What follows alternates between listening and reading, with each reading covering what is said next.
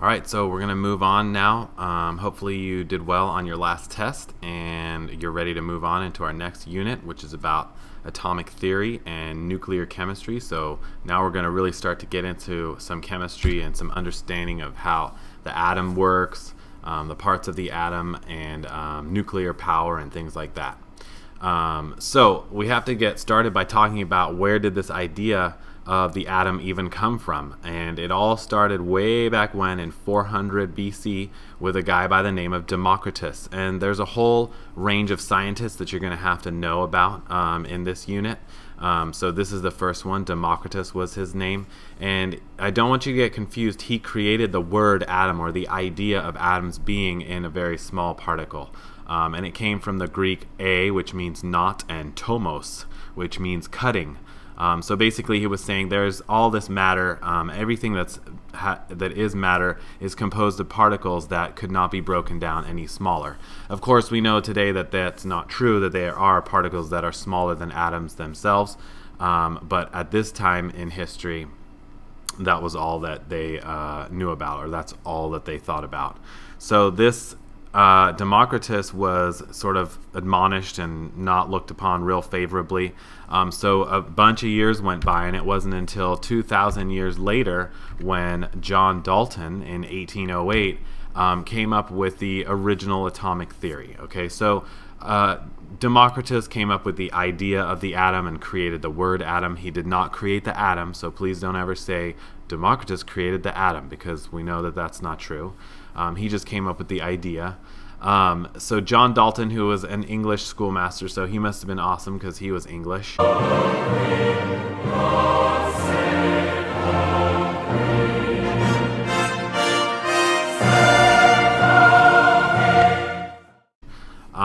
Came up with the original atomic theory, and it had 5 different parts. He said that all matter is composed of these little particles called atoms. He didn't know about anything smaller than that. Any atoms of any one element are identical, so he had this theory that basically if you have a copper atom, it's going to be exactly like another copper atom. He said they cannot be created, divided, or destroyed, which is obviously disproved later. They can be divided. They can sort of be created in a way now in a lab, or destroyed, taken apart. And different elements combine in simple whole number ratios to make compounds. This we still know to be true. So like for instance, water is always 2 hydrogen atoms and 1 oxygen atom. And that a chemical reaction is when these organizations of atoms, when they're put together into their whole number ratios, when they're combined, separated, or rearranged. So he kind of had an understanding of how chemistry worked, and how atoms are, when they're rearranging, that's what creates new substances. Remember, we talked about how a chemical change creates new substances. Well, what's happening is you have the same atoms before and after. They don't go anywhere. They just rearrange themselves to create new substances. So in today's world, in the modern atomic theory, we keep 2 of those main concepts. We still know to be true that all matter is created of atoms, and atoms of any one element differ from those of another element. And what makes them different, we're going to learn later, but it has to do with the number of protons, neutrons, and electrons, which are the insides or the guts of the atom. Atoms are very, very, very, very, very, very, very, very, very, very, very small. I mean, we're talking so small. Tiny, tiny. Am I smushing my face? Atoms in a penny, you got 29 bajillion, fazillion, nizillion, whatever number that is. In 1 penny, that's how many atoms you have. And just for contrast, and actually this is wrong now, there's 7 billion people almost in the world, so it's well over 6 billion at this point. When I made this slide, it was around 6 billion, but we're almost to 7 billion people now. And in 1 penny, you have way, way, way, way more atoms than there are number of people in the world. So that just gives you a scale of how small an atom is. It's so small, tiny, tiny, tiny, tiny. So what is an atom? Well, we can define it as the smallest particle of an element that retains the chemical properties of that element. And we're going to talk about protons, neutrons, and electrons, and how those are the parts of the atom. Well, a copper proton is exactly the same as a hydrogen proton. Protons don't differ. So the smallest you can be and still be an element is the atom itself. The parts that make up the atom, the building blocks of the atom, are not differentiated between elements. The number of them is what differentiates them. So let's talk about the inside of the atom, there's some historical basis as to how these things were discovered throughout time. Subatomic particles, as they're known, which means below the atom or inside the atom. Sub means below, but really what we're talking about are things that are inside the atom. They were discovered over time throughout history. So we're going to start out with the first one, which was discovered by J.J. Thomson. So far we have Democritus, we have John Dalton. Those are our two scientists so far. Now we're to our third scientist, which is J.J. Thomson. Okay. J.J. Thomson discovered the first subatomic particle, so the first particle inside the atom, and he did the cathode ray tube experiment. And we'll take a look in class at the TV, like an old-fashioned tube TV is a big cathode ray tube. And he discovered that whenever you electrified this tube of gas, there was this ray, and one of the ends glowed. Okay. It was excited by these electrons. He called them corpuscles. He studied electricity earlier on in his career. He didn't really know what they were. Somebody later actually gave it the name electron. But we credit J.J. Thomson with the discovery of the electron. And the fact that they have a charge, he discovered by the fact that you could move them with a magnet. Okay, and we'll see that in class when I show you the cathode ray tube. So why did he think that electrons were in all atoms?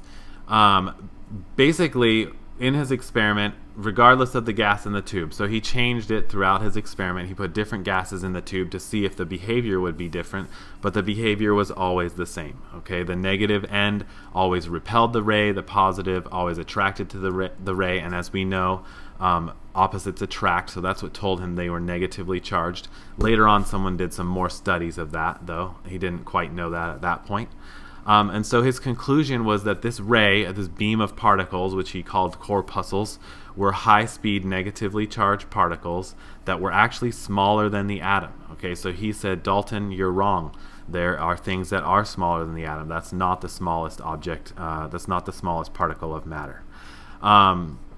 So like I said, he said that all matter contains these electrons because no matter what gas he used, he changed it out, he got the same results every single time.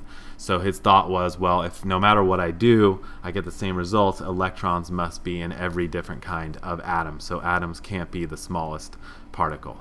And they're all exactly the same, so we call them electrons, and we will look at the TV over here in the classroom when I see you next time.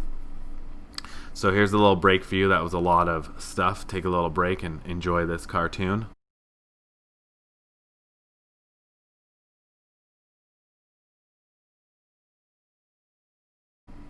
You get it? I can hear you all laughing at home right now. Hilarious. As we continue on with the discovery of the electron, there was some misunderstanding about whether or not the charge was actually what it was, and so Robert Millikan, so there's our fourth scientist, determined the charge and the mass of the electron through the oil drop experiment. Okay, so remember, Democritus discovered the idea of the atom, or created the idea of the atom. John Dalton, the original atomic theory. J.J. Thomson discovered the electron. Robert Millikan determined the charge of the electron and the mass of the electron, how big it was. So he established that it was negatively charged, and you can see that he put some drops of oil, and basically it would float in the middle of these two plates. Long story short, that's how he figured out how the electron was charged. A cathode ray tube is the forerunner of the television tube. It is a glass tube from which most of the air has been evacuated. When the two metal plates are connected to a high-voltage source, the negatively charged plate, called the cathode, emits an invisible ray. The cathode ray is drawn to the positively charged plate, called the anode, where it passes through a hole and continues traveling to the other end of the tube. When the ray strikes this specially coated surface, the cathode ray produces a strong fluorescence, or bright light. When an electric field is applied across the cathode ray tube, the cathode ray is attracted by the plate bearing positive charges. Therefore, a cathode ray must consist of negatively charged particles. We know these negatively charged particles as electrons. A moving charged body behaves like a tiny magnet, and it can interact with an external magnetic field. The electrons are deflected by the magnetic field. As expected, when the direction of the external magnetic field is reversed, the beam of electrons is deflected in the opposite direction. In 1897, J.J. Thomson, an English physicist, determined the charge-to-mass ratio of an electron. He adjusted the electric field so that the electrostatic deflection, theta E, was the same as the magnetic deflection, theta B, and was able to calculate the charge-to-mass ratio of an electron. So at this time now, people thought that the atom looked like this, and we call this the plum pudding model, okay? And you can see that it's basically a blob of positive charge with some negatively charged electrons dotted throughout, okay? The plum pudding model is just another way of saying, like, a plum pudding in the olden days was like a cake with some plums dotted throughout it, okay, or prunes dotted throughout it.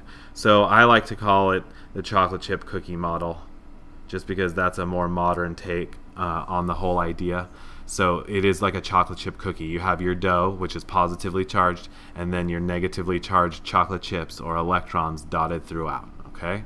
So like I said, at this point in history, we didn't know about the nucleus yet, which is coming up. So Rutherford is the person who discovered the nucleus. He challenged this idea of the plum pudding model and said that there must be more to the atom. It can't just be a blob of positive charge with negatively charged electrons dotted throughout. There must be something else. So he did what's called the gold foil experiment, okay? And he bombarded a thin piece of gold foil with alpha particles, and those are positively charged particles. And so what he expected to happen, you can see right here, he thought that, well, since it's the plum pudding model, we'll check it out. Since I'm putting positively charged particles, they should just go straight through the foil and come out on the other side. But lo and behold, that's not what happened. And so much to his shock, okay, he was shocked. Some particles actually bounce back, and you can see that in this lower picture down here, okay? And his explanation was this, that there must be something in the middle that is positively charged. Now, why do you think he thought it was positively charged? I want you to think about that for a second. Why a positively charged alpha particle would bounce off of a something in the middle that was positively charged. Let's take a look at his experiment again. Here you have your thin piece of gold foil, which is he's shooting the alpha particles at it from this lead box containing these alpha particles. And you can see that on the sensor, some of them just went straight through as he expected, but some of them were kind of deflected over to the right, and some were deflected over to the left, and some bounced back straight off of the foil, okay? So he was probably thinking to himself, qu'est-ce que c'est que cela? What the heck is going on? Instead of this idea of the plum pudding model, his conclusion was that there must be densely packed matter with a positive charge, which he called the proton. So he's not calling it the nucleus yet at this point. He's just saying, well, there's this blob of positive charge in the middle of the atom, which is why when I shot my alpha particles at it, some of them bounced back, okay, were deflective. Some of the atom is empty space, so it went straight through, okay, and some of them may have just kind of glanced off of the nucleus and went a little astray like that. The nucleus. He didn't know about the neutron. Another scientist by the name of James Chadwick came along, and he was actually a friend and co-worker of Rutherford, and he worked in his lab, and he repeated Marie Curie, who was a scientist that you've probably heard of. He wanted to find out that there was this neutral particle, same mass as a proton, and he discovered the neutron, okay, basically. So at this point now, we've established that there are protons and neutrons in the nucleus, and we have electrons around the outside of them, okay? Important information here. Make sure you circle and highlight and understand this. is that the mass of the proton is equal to the mass of the neutron. They are the same.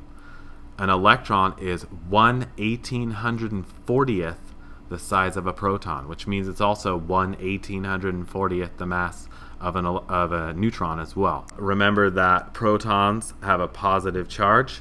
Protons are positive. That's how I remember it. Electrons are negative, and neutrons are neutral. Okay, so protons are easy to remember. Neutrons are easy to remember because protons are positive, neutrons are neutral, and electrons are negative. Okay, so that's how you're going to keep track of and how you're going to remember those things. So now we're starting to get a picture of the atom in our head. It's a small, dense nucleus surrounded by a cloud of negatively charged electrons. And you can see here again another explanation of Rutherford's gold foil experiment. Some of the alpha particles passed straight through the foil. Most of them did, in fact. But now we've established that most of the atom is empty space as a result of that. A couple of them were deflected. Okay. They bounced off of the nucleus. Some of them bounced straight back because they hit the nucleus direct head-on, so to speak. So we have here a bunch of gold atoms. This is a cross-section of gold foil. They're all organized because it's a solid. And so you can see that most of the alpha particles are going to go through the empty space. Some of them bounce off of the positively charged nucleus.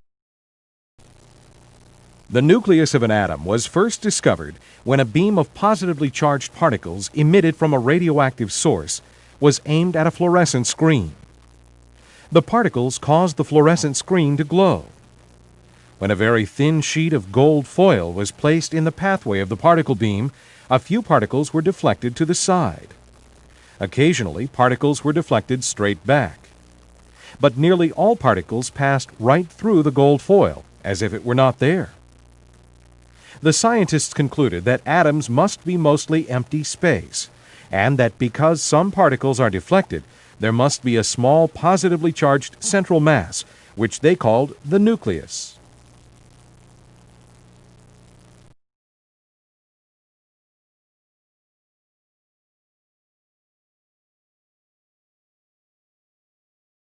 So let's summarize what we've discovered at this point through the scientists through the years. In summary, the atom is a small, dense nucleus surrounded by a cloud of electrons, and it's mostly made up of empty space. Your whole life you've been taught that the atom is a nucleus in the middle, which it is, and the electrons kind of spin around the outside in circles, and that's simply not true. There are no electron rings. We're going to go into that later on in the year and learn what it looks like, but this is sort of an image of the atom that I want you to have in your head. It is a cloud, and most of that is empty space. There's lots of empty space between all those electrons, and that is not a representation of how many electrons there are. That's just where they can be at any particular time. Okay, so they're all over the place. It's kind of like a mist, a constantly moving mist of electrons. All right, so next time, we're going to talk about atomic number, atomic mass, and mass number.